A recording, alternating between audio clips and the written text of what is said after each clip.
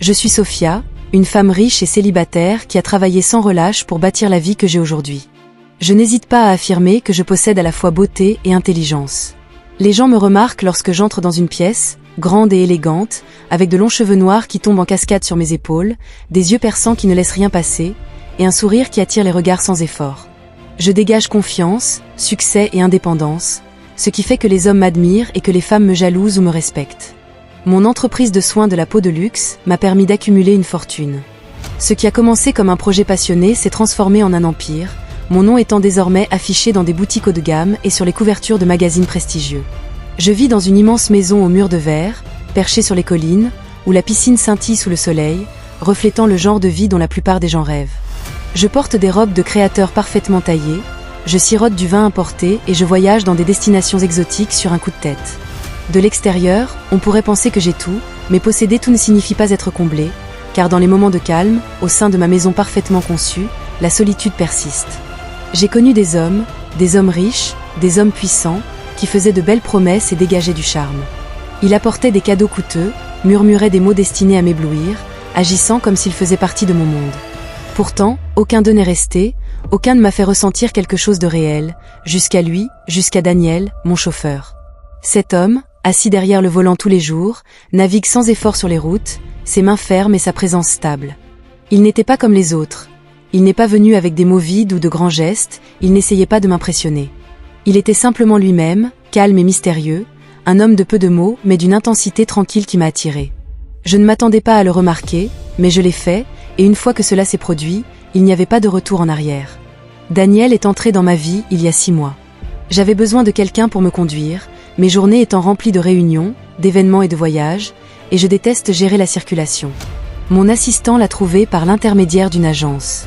La première fois que je l'ai vu, je l'ai trouvé mignon, mais je me suis dit que ce n'était que le chauffeur.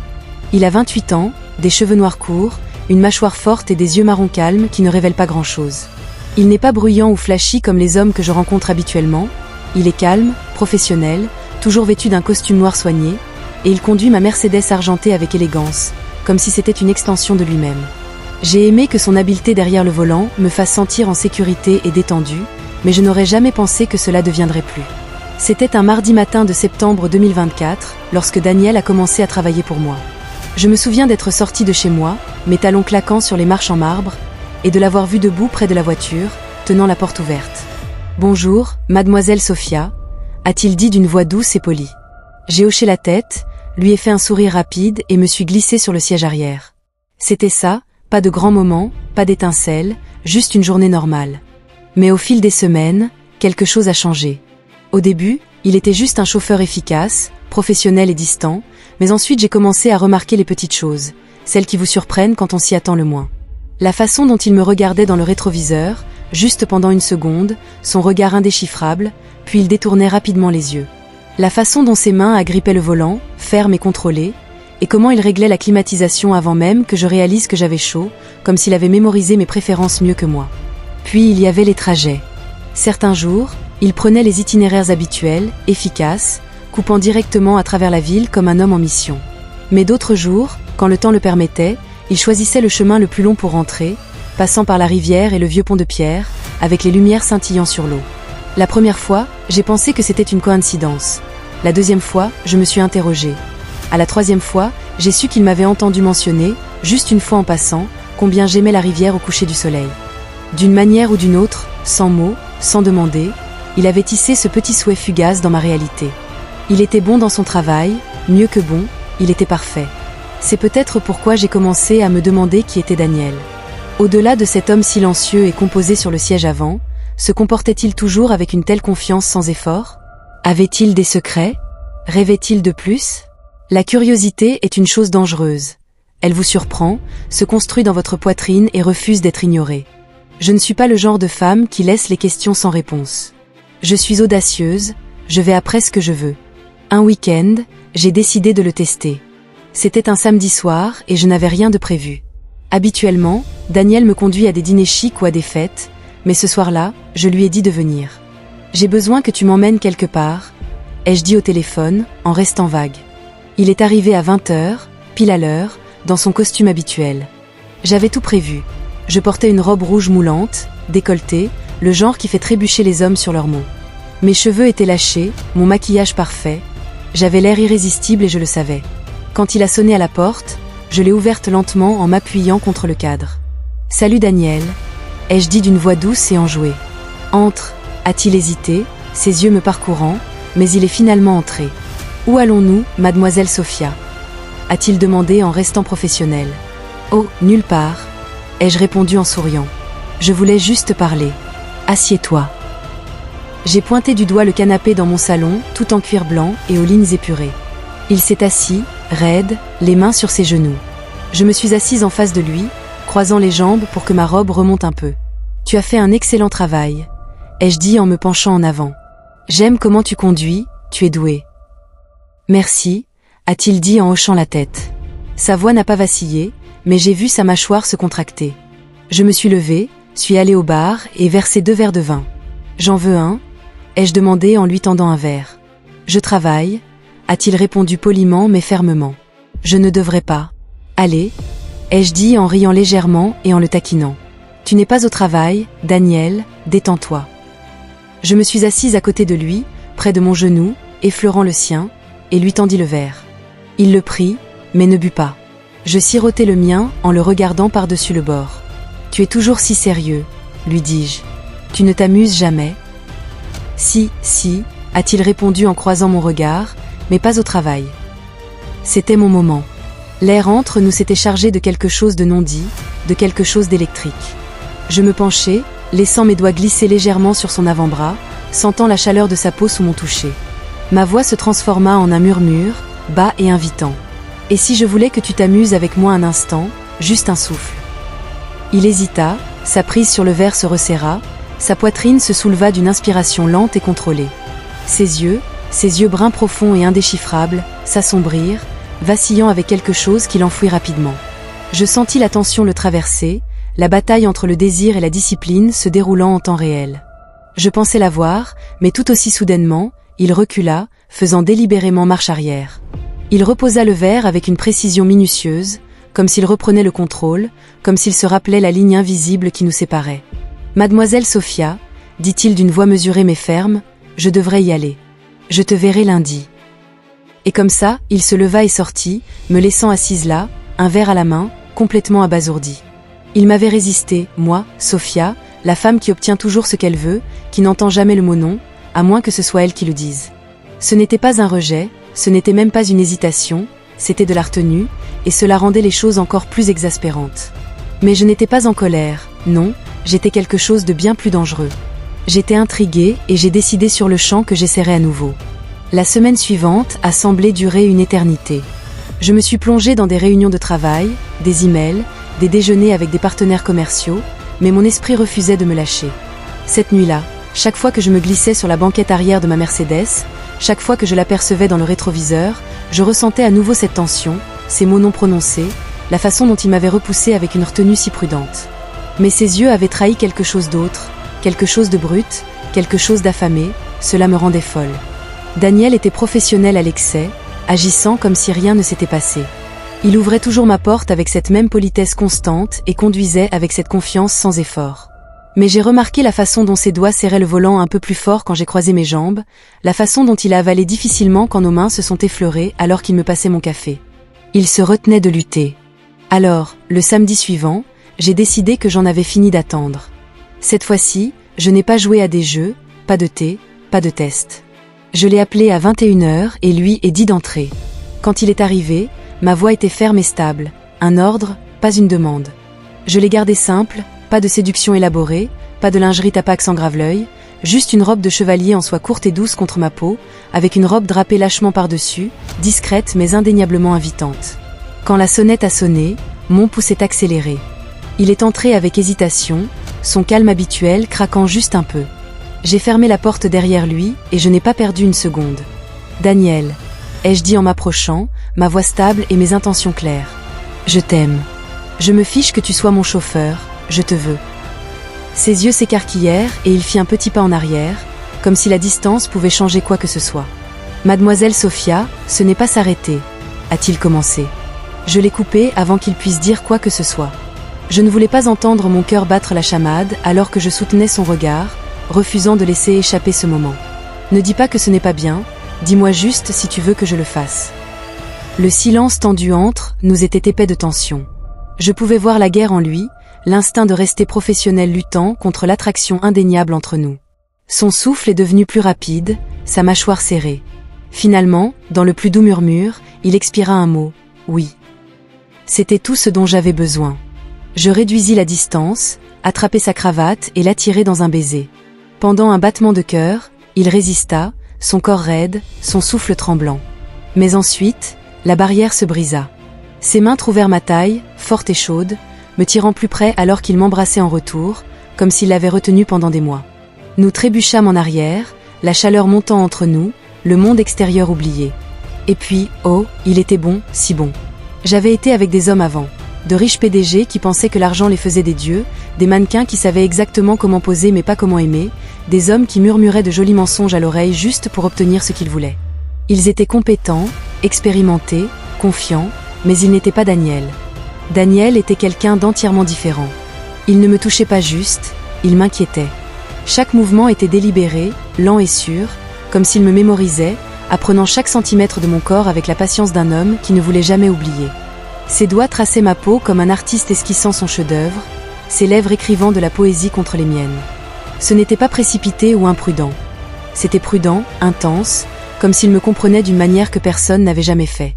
Et la façon dont il me regardait. Oh, ce regard. Ses yeux marrons étaient profonds, inébranlables, comme si j'étais la seule chose qui existait dans son monde. Pas de distraction, pas de doute, juste moi. Cela m'a envoyé un frisson à travers le corps. Pas de désir, mais quelque chose de plus, quelque chose de terrifiant. Nous ne nous sommes pas arrêtés au canapé, il m'a porté dans ma chambre, mes jambes enroulées autour de sa taille. Mon cœur battait si fort que j'ai pensé qu'il pourrait se libérer. Les draps de soie étaient frais sous mon dos, les lumières de la ville se déversant du sol au plafond, les fenêtres projetant des motifs dorés sur notre peau. Daniel était fort mais tendre, dominant mais doux. Chaque contact, chaque baiser, chaque mot murmuré ressemblait à un secret destiné seulement à moi. Il ne s'est pas précipité, il n'a pas tâtonné. Il a bougé avec une confiance tranquille, comme s'il savait exactement ce dont j'avais besoin. Mon corps brûlait sous ses mains et mon cœur. Oh, mon cœur glissait, tombant dans quelque chose de dangereux, quelque chose pour lequel je n'étais pas prête. Et quand ce fut fini, nous n'avons pas bougé. Nous sommes restés allongés là, emmêlés ensemble, notre respiration irrégulière, son cœur battant régulièrement contre le mien, ses cheveux en désordre, sa peau chaude, sa poitrine se soulevant et s'abaissant dans un rythme qui m'apaisait plus que je ne l'espérais. J'ai tourné la tête en observant son visage dans la faible lumière, et pour la première fois depuis longtemps, je me suis sentie en sécurité. Pas seulement satisfaite, pas seulement heureuse, mais véritablement en sécurité. C'est alors que cela m'a frappée, c'était différent. Ce n'était pas seulement de la passion ou du désir, ni un moment fugace de plaisir, c'était quelque chose de plus. C'était dangereux, c'était de l'amour. Le lendemain matin, je me suis réveillée avec la lumière dorée du soleil qui glissait à travers les rideaux, projetant des traînées chaudes sur les draps. La pièce était silencieuse, le seul bruit étant le rythme lent et régulier de la respiration de Dany à mes côtés. Pendant un moment, je l'ai simplement regardé, mémorisant la façon dont ses cils noirs reposaient contre sa peau, la légère courbure de ses lèvres même dans le sommeil. Puis, comme s'il me sentait, ses yeux se sont ouverts, pétillants, et pour la première fois, j'ai vu quelque chose de différent, quelque chose de réel.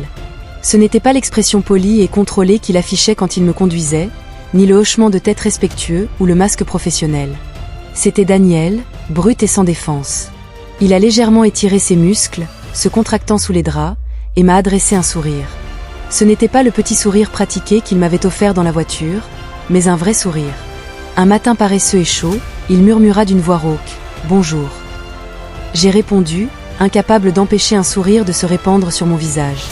Il se tourna sur le côté, posant sa tête sur une main tandis que l'autre se tendait, traçant un chemin lent et distrait le long de mon bras. « Tu vas bien ?» demanda-t-il d'une voix douce et curieuse. J'ai laissé échapper un léger rire, glissant mes doigts sur sa poitrine. « Plus que bien. » J'ai soupiré en inclinant la tête pour le regarder. C'était incroyable. Ses lèvres se sont contractées en un sourire complice, mais il y avait autre chose dans ses yeux, quelque chose de plus profond. « Ouais », admit-il, ses doigts effleurant une mèche de cheveux de mon visage. Nous n'avons pas beaucoup parlé après cela, mais nous n'en avions pas besoin. Le silence entre nous n'était pas gênant, il était plein. Une entente tranquille s'est établie entre nous, tacite mais indéniable. Ce n'était pas juste une erreur, un moment d'indulgence téméraire, c'était autre chose, quelque chose qu'aucun de nous n'avait prévu, mais qu'aucun de nous ne voulait abandonner. Cependant, la réalité n'était pas loin. J'étais Sophia, la femme d'affaires prospère, et lui était mon chauffeur. Le monde ne verrait pas ce que nous avions vu, ne comprendrait pas. Il chuchoterait, nous jugerait, nous déchirait avant même que nous ayons eu une chance. Alors, allongés, enchevêtrés dans des draps de soie et une chaleur volée, nous avons fait un accord tacite, rien ne changerait. Il me conduirait toujours, tiendrait la porte ouverte, m'appellerait toujours Miss Sophia, d'une voix polie et stable. Au monde, il resterait le chauffeur professionnel, et je serais la femme d'affaires intouchable. Mais la nuit, nous serions quelque chose de complètement différent. Les semaines qui ont suivi ont été un tourbillon de moments volés, de regards secrets et d'une passion qui ne faisait que se renforcer chaque jour. Daniel était toujours mon chauffeur calme et professionnel, ne sortant jamais de son rôle. Mais dès que nous étions seuls, les murs tombaient. Cela a commencé petit. Ses doigts effleuraient les miens quand il me tendait mon café dans la voiture, envoyant des étincelles dans ma peau quand personne ne regardait. Son regard s'attardait juste une seconde de plus dans le rétroviseur, une promesse silencieuse entre nous. Et la nuit, il venait, et nous nous perdions l'un dans l'autre, enveloppés de chaleur, de chuchotements et d'une alchimie que je n'avais jamais connue auparavant. Mais ce n'était pas seulement une question de passion. Daniel était différent. Il n'était pas comme les hommes de mon passé, les PDG qui pensaient que l'argent les rendait puissants, ou les mondains qui se souciaient plus des apparences que des sentiments. Il n'était pas impressionné par les marques de créateurs ou les événements de luxe. Ce qui l'intéressait, c'était moi. Il écoutait quand je parlais, vraiment écoutait. Quand je rentrais épuisée après une longue journée, il avait préparé du thé qui m'attendait, juste comme je l'aimais. Il se souvenait des petits détails. Comment je prenais mon café, le genre de musique qui me calmait, le fait que j'aimais m'endormir avec la fenêtre légèrement ouverte pour entendre la ville. J'ai commencé à remarquer plus de choses sur lui. Daniel avait grandi dans la pauvreté, travaillant 2 fois plus dur pour la moitié du salaire. Il ne s'en plaignait jamais, ne jouait jamais la victime, il travaillait simplement, poussé en avant, et s'est construit pour devenir l'homme qu'il était. Il avait une force tranquille, celle qui n'avait pas besoin d'être affichée.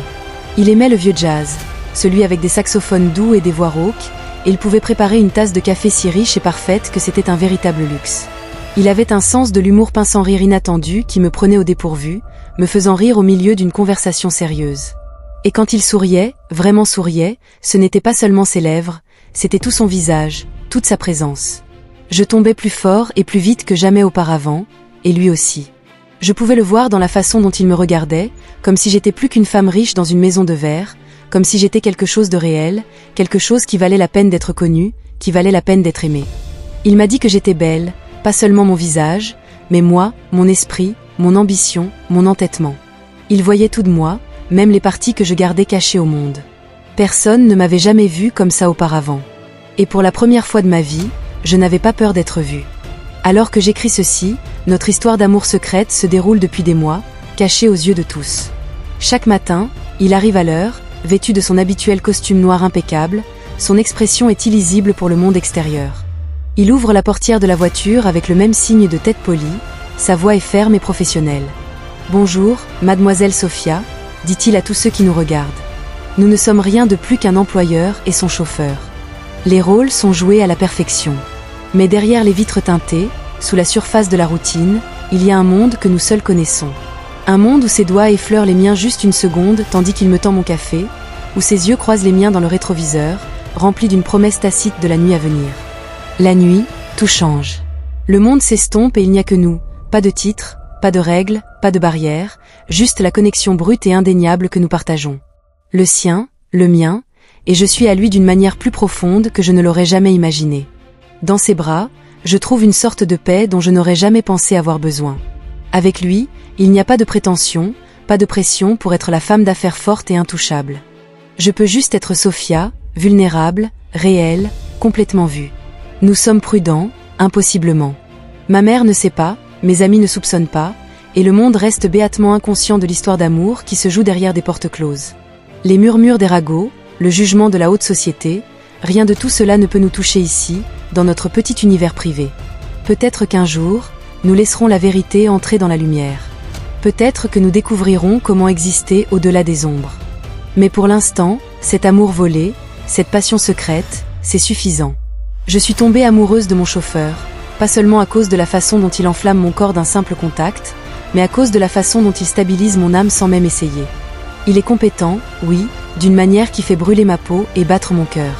Mais plus que cela, il est simplement lui. Une force tranquille, une loyauté inébranlable, un homme qui me voit au-delà de ma richesse, au-delà de mon statut, et qui, par-dessus tout, est la plus belle chose de toutes.